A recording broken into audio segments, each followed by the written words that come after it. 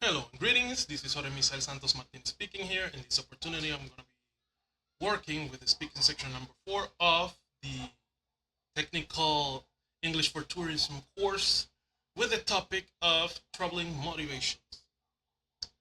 I'm going to be honest with all of you. I'm going to be speaking from a more personal experience part because I have to admit this is quite an interesting topic to discuss and as well as very important for us, the people who are studying tourism. So we need to give this little personal perspective into this specific topic. Now, I'm gonna be as objective as I possibly can, but I'm gonna reflect as well the experiences that I have. And like you are seeing here in my presentation, I'm gonna be talking mostly of a very beautiful place known as Switzerland. So with all of this said, we can formally begin with this presentation. Now, the topics, or better yet, the motivation that I chose are three, or technically four if you are a little bit more inclined to understand. So, the main one is cultural exploration. Now, this is one of the most important um, motivation for traveling in our current days, because many people go out to meet new and different cultures, new and different perspectives, new and different traditions, languages, beliefs, historical events, even.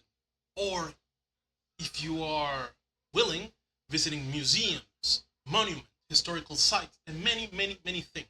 Now, personally, I believe that cultural exploration is quite the interesting part of traveling because you can learn about why people do the things they do, why they are the way they are, why they have the perspective, and also you can learn a lot about their culture.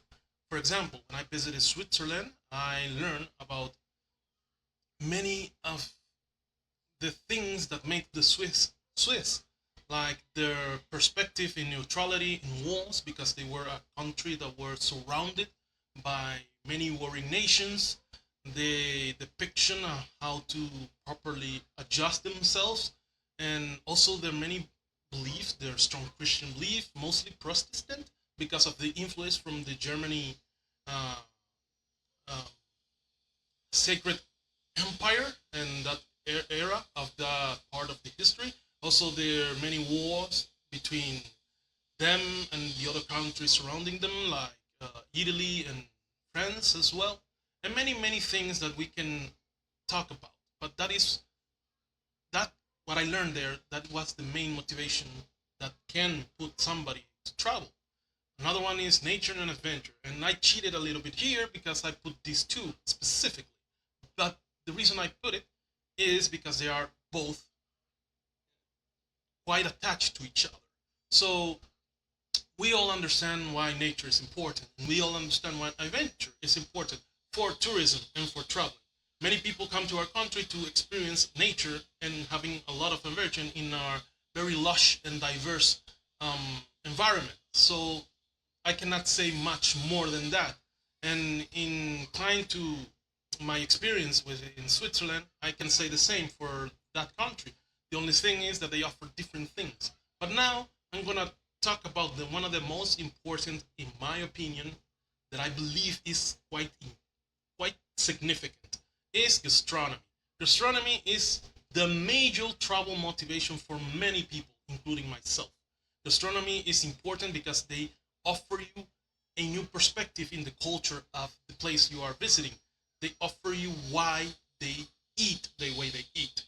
For example, why in India people eat spicy foods? Because they have a lot of spices. Why we in the Korean eat the way we eat is because our many traditions, our American traditions, our African traditions, and European traditions that mixed here in the Dominican Republic, creating the dishes we all know and love. So yes, this all is important. Now I'm gonna close this little presentation with one statement. I believe that culture and food and as well adventure and nature are important for traveling. And this is one of the things that all of us have to understand and take care of every time we go out. Thank you for your time.